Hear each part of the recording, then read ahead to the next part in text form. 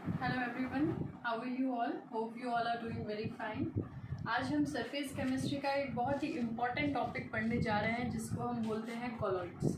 ठीक है, कॉलॉइड्स पढ़ने से पहले हम उसके आसपास या आजू बाजू वाली टर्म्स भी डिस्कस करेंगे, क्योंकि कॉलॉइड्स हमें मेन पढ़ना है तो कॉलॉइड्स का कंपैरिजन हमें पता होना चाहिए कि हम कंपैरिजन इसका किससे कर रहे हैं। तो सबसे पहले हम लेते हैं नाम ट्रू सॉल्यूशन। ट्रू सॉल्यूशन का सिंपल सा एग्जांपल है, जैसे मैंने सॉल्ट को पानी में डाल दिया। ठीक है, I mixed NaCl in water. NaCl को वाटर में मिक्स मैं करूँगी तो क्या होगा कि NaCl will get completely dissolve in water. ये वाटर में जो है वो कम्प्लीटली डिजॉल्व हो जाएगा। ठीक है, और डिजॉल्व होके ये किस तरीके का मिक्सचर बना देगा? Homogeneous mixture. ठीक है, होमोजीनियस मिक्सचर बोले तो कि हम एक बार डिज़ोल्व होने के बाद में अगर यहाँ से सैंपल ले, चाहे यहाँ से सैंपल उठा के ले, चाहे यहाँ से सैंपल उठा के ले, जो पार्टिकल्स है या प्रॉपर्टीज़ है सॉल्यूशन की, दैट विल रिमेन सेम। यानी कि पार्टिकल भी सेम रहेंगे, रिफ्रैक्टिव इंडेक्स वगैरह जो प्रॉपर्टीज़ है वो भी सेम रहेगी, सब चीज़ें सेम रहेगी इन होमोजीनियस मिक्सचर। ऐसा नहीं है कि सॉल्ट आधा नीचे रह गया, आधा ऊपर रह गया है, या साइड्स में ज़्यादा डिजॉल्व हुआ है, इस साइड में कम हुआ है। होमोजीनियस मिक्सचर मतलब uniform distribution of the solute in the solution. ठीक है, और दूसरी मेन चीज़ इसमें आती है कि इसकी जो पार्टिकल साइज होती है that ranges between 0.1 to 1 nanometer. Nanometer मतलब 10⁻⁹ मीटर। तो इसकी जो पार्टिकल साइज है that ranges between 0.1 to 1 nanometer. ठीक है, अब उसके बाद कॉलॉइड्स नहीं पढ़ के पहले मैं देख रही हूँ सस्पेंशन। सस्पेंशन का एक सिंपल सा एग्जांपल है, मैंने कुछ सैंड को वाटर के अंदर डाल दिया। ठीक है, सैंड को जब मैं वाटर के अंदर डालूंगी तो कुछ देर बाद क्या होगा, sand will get settle down, क्योंकि सैंड जो है वो ज़्यादा देर तक पानी में नहीं रह सकती, तो वो क्या हो जाएगी, नीचे सेटल डाउन हो जाएगी। तो sand will get settle here when I will mix sand in water. ठीक है, तो इस तरह के का जो मेरे पास सॉल्यूशन बनेगा that is known as suspension. और सस्पेंशन की जो पार्टिकल साइज होती है that is always more than 10⁻³ nanometre.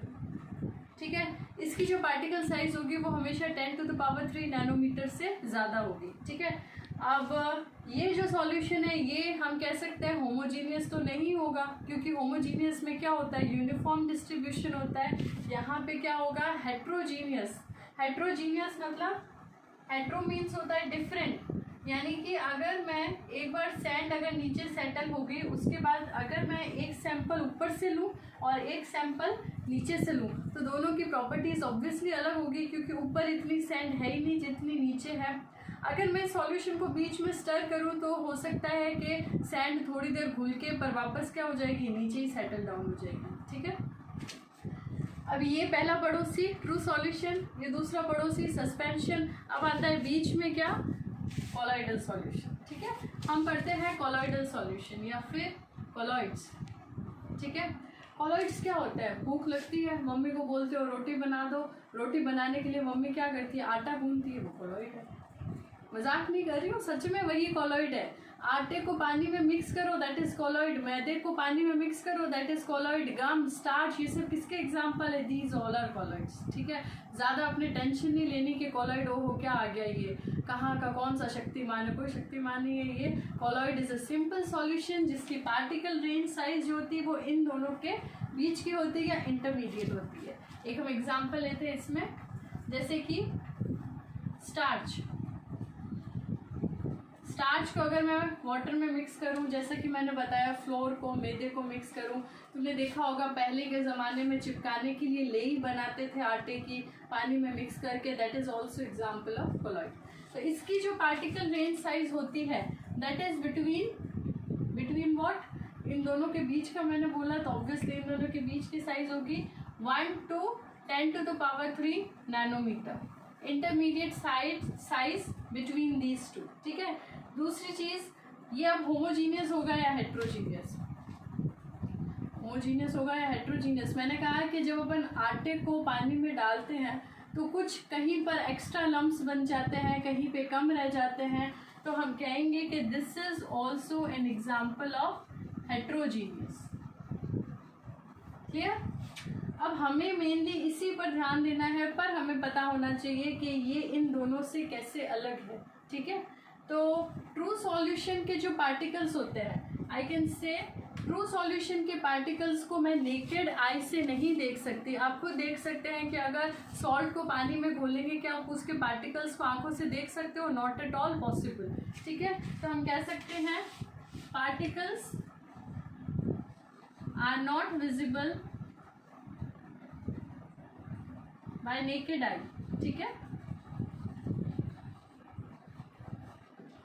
Colloids की हम बात करते हैं। कॉलॉइड के पार्टिकल्स क्या है? इन दोनों के बीच की साइज के हैं, तो इसके पार्टिकल्स जो हैं वो हम देख सकते हैं, पर कभी कभी ऐसा होता है कि हमें माइक्रोस्कोप की ज़रूरत भी पड़ सकती है।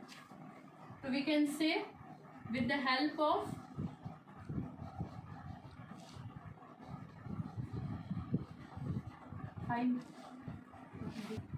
With the help of ultra microscope, हमें कॉलॉइड्स को देखने के लिए अल्ट्रा माइक्रोस्कोप की ज़रूरत है।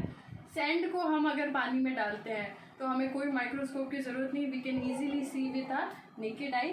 तो इसमें हम लिख सकते हैं we can easily see with our naked आई।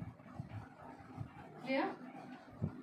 अगर मैं बात करूँ ट्रांसपेरेंसी की, अगर मैं सॉल्ट को पानी में डालती हूँ तो वो सॉल्यूशन कैसा होता है? ऑब्वियसली इट इज़ ट्रांसपेरेंट, उसमें कोई डाउट ही नहीं है, ट्रांसपेरेंट।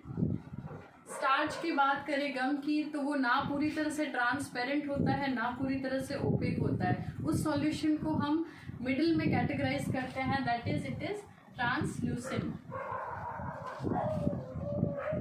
और अगर सैंड वाले सॉल्यूशन की बात करें, सैंड बीच में है और मैंने सॉल्यूशन बनाया तो दैट इज़ ओपेक, सैंड अपने थ्रू लाइट पास करने देगी ही नहीं, तो ये सॉल्यूशन कैसा हो जाएगा हमारा?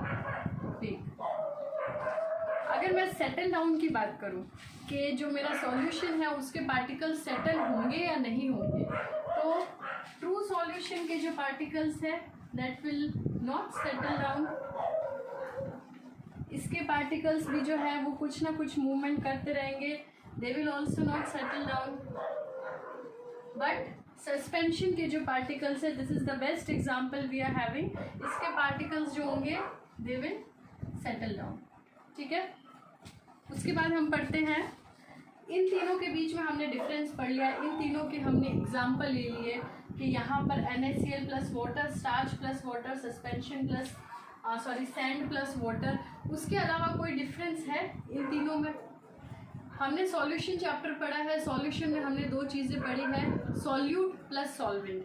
वैसे ही अगर मैं कॉलॉइड की बात करती हूँ, I am talking only about colloid, क्योंकि हमारे कोर्स में यही है और हमें इसी को डिटेल में पढ़ना है। कॉलॉइड की बात करें तो हम कहते हैं कि colloid is a kind of intermediate solution. ठीक है, वर्ड्स पे ध्यान देना। Colloid is a kind of intermediate solution which is made up of two things। दो चीज़ों का बना हुआ होता है, dispersed phase and dispersion medium। Medium हमेशा क्या चीज़ होती है? जिसके हम अंदर हम कुछ चीज़ घोलते हैं, और dispersed phase जो हम बाहर से लाकर डालते हैं। ठीक है, तो colloids जो है वो दो चीज़ों का बना हुआ होता है, फाइन। उसके बाद हम डिस्कस कर रहे थे कि कॉलॉइड जो है वो दो तरह की चीज़ों से बना हुआ था, जैसे हमारा सॉल्यूशन भी दो तरह की चीज़ों से बना हुआ था। जो कम क्वांटिटी में था उसको हमने कहा था सॉल्यूट, और जो मेजर पोर्शन था उसको हमने कहा था सॉल्वेंट। तो मैंने कहा किसी भी चीज़ में हम कोई चीज़ मिला रहे हैं, ठीक है, तो जिस चीज़ में मिला रहे हैं वो तो क्या हो जाएगा हमारा मीडियम, और जो चीज़ है वो जो कम पोर्शन में है जिसको हमने सॉल्यूट कहा था उसको हम यहाँ पे कहेंगे डिस्पर्स्ड फेज। तो हमारे पास बहुत सारे तरह के कॉलॉइड्स हैं, तो हमें ये जानना बहुत ज़रूरी है कि कौन सा कॉलॉइड है और कौन सा नहीं है। तो फिज़िकल स्टेट के बेसिस पे हमारे पास इतने सारे तरीके के कॉलॉइड है, बट ये लंबी चौड़ी टेबल देख कर डरने की ज़रूरत नहीं है, क्योंकि हमारे पास इसका क्लासिफिकेशन है, स्टेप बाय स्टेप चलते सब क्लियर होता जाएगा। सबसे पहले डिस्पर्स्ड फेज। डिस्पर्स्ड फेज मतलब जो कम क्वांटिटी में प्रेजेंट है, डिस्पर्जन मीडियम जो ज़्यादा क्वांटिटी में प्रेजेंट है। नेम ऑफ सॉल्यूशन मतलब इस तरह का अगर हमारे पास कोई कॉलॉइड है उसको हम कॉमनली किस नाम से जानते हैं, और इधर हम लेंगे इसका एग्जाम्पल। सबसे पहले जब भी टेबल बनाओ, डिस्पर्स्ड फेज में पहले हम सॉलिड सॉलिड सॉलिड ले रहे हैं, ठीक है।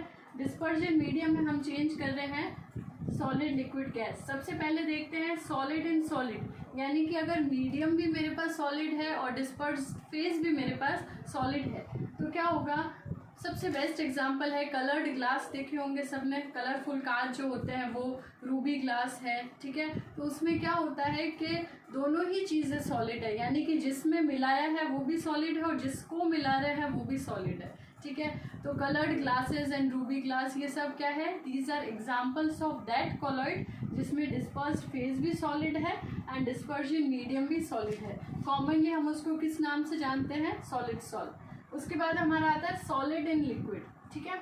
सॉलिड इन लिक्विड को हम सिर्फ सोल बोलते हैं, और एग्जाम्पल है इसका पेंट्स, जो दीवारों पर हम पेंट करते हैं वो वाला पेंट, उसमें क्या होता है सॉलिड को हम डालते हैं लिक्विड मीडियम के अंदर and it is also a type of colloid. उसके बाद आता है सॉलिड इन गैस। अच्छा बेटा, जब भी सॉलिड और गैस आता है तो उसको हम एरोसोल नाम से जानते हैं। जहाँ पे भी मीडियम गैस आ गया ना हमारे पास तो हम मोस्टली उसको किस नाम से जानते हैं, एरोसोल, ठीक है। तो सॉलिड को जब गैस में हम मिक्स करते हैं उसका बेस्ट एग्जांपल है स्मोक। स्मोक में डस्ट पार्टिकल्स होते हैं, वो क्या होते हैं, डिस्पर्स्ड फेज, और जो गैस है पूरी दैट इज डिस्पर्जन मीडियम। उसके बाद हम आते हैं नेक्स्ट पे, that is liquid in solid. Jelly belly सबने खाई है, ऑफ कोर्स सबने खाई होगी। फलेरो जो चॉकलेट आती है वो कैसी होती है, जेली टाइप होती है। केक्स बनते हैं जेलीज के, तो उसमें क्या होता है, जो स्मॉलर पोर्शन है वो तो हमारा लिक्विड होता है और जो मेजर पोर्शन है वो हमारा क्या होता है, solid. And name of the solution is gel के नाम से हम जानते हैं, चीज़ है, जेलीज है। ये जो है मेनली ये बच्चों का फेवरेट कोलॉइडल सॉल्यूशन होता है क्योंकि इसमें सारी फेवरेट चीज़ें आती है उनकी। नेक्स्ट हम लेते हैं liquid in liquid. Liquid in liquid को हम बोलते हैं इमल्शन। इसको थोड़ा हम डिटेल में पढ़ेंगे आगे इस चैप्टर में, this is also very important. उसका एग्जाम्पल है मिल्क एंड हेयर क्रीम। मतलब उसमें कम क्वांटिटी और ज़्यादा क्वांटिटी दोनों ही किसकी होती है, लिक्विड की होती है, ठीक है। तो इसका एग्जाम्पल है मिल्क एंड हेयर क्रीम। उसके बाद हम लेते हैं लिक्विड इन गैस, यानी कि कम क्वांटिटी किसकी, लिक्विड की, एंड मेजर क्वांटिटी किसकी, गैस की। अब मैंने कहा था जहाँ पर भी गैस एज ए मीडियम आएगा हम उसको क्या बोलेंगे, एरोसॉल, ठीक है। तो इसका एग्जांपल है फॉग, यानी कि धुंध जब होती है या छोटी छोटी वाटर ड्रॉपलेट्स अगर एटमॉस्फेयर में हो तो हम क्या कहेंगे कि वो जो लिक्विड की ड्रॉपलेट्स है वो एयर में है, तो मेजर प्रोपोर्शन किसका है, air, air is in gaseous phase, और कम प्रोपोर्शन है वो ड्रॉपलेट्स का, दैट आर लिक्विड, एंड इसका एग्जाम्पल हो जाएगा फॉग। नेक्स्ट आता है गैस इन सॉलिड, इसको हम बोलेंगे सॉलिड सोल, ठीक है। अब देखना जहाँ पर सॉलिड आ रहा है वहाँ पर हम पीछे एक टर्म लगाते हैं सोल, ठीक है, और जहाँ पर गैस आएगा वहाँ पे हम क्या लगाएंगे, एरोसोल, ठीक है। तो इसका एग्जांपल मैंने लिखा है फ्यूमिक स्टोन एंड फोम रबर, यानी कि फ्यूमिक स्टोन में भी बीच में थोड़े थोड़े छेद होते हैं, ठीक है, जिसमें जो एयर है वो फिल हो सकती है, इसीलिए हमने कहा है गैस इन सॉलिड, ठीक है।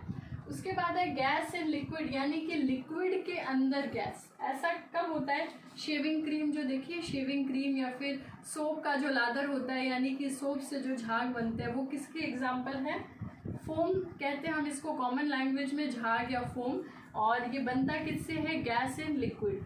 And the most important thing is that, देखो मैंने यहाँ पर गैस इन गैस नहीं लिखा है, क्यों नहीं लिखा है, कुछ तो कारण होगा। स्टार मार्क करके बुक के ऊपर, नोटबुक में कहीं पे भी लिख लो, this is the most important point, कि गैस और गैस मिलकर कभी भी कोलॉइडल सॉल्यूशन नहीं बना सकते, क्योंकि वो पॉसिबल ही नहीं है, क्योंकि गैसेस आपस में डिफ्यूज होकर एक होमोजीनियस सिस्टम क्रिएट कर देगी। तो that is not at all possible कि गैस डिस्पर्स फेज हो और डिस्पर्जन मीडियम भी गैस हो और हम दोनों को मिक्स करके कोलॉइड बना दे, दैट इज नॉट पॉसिबल, है।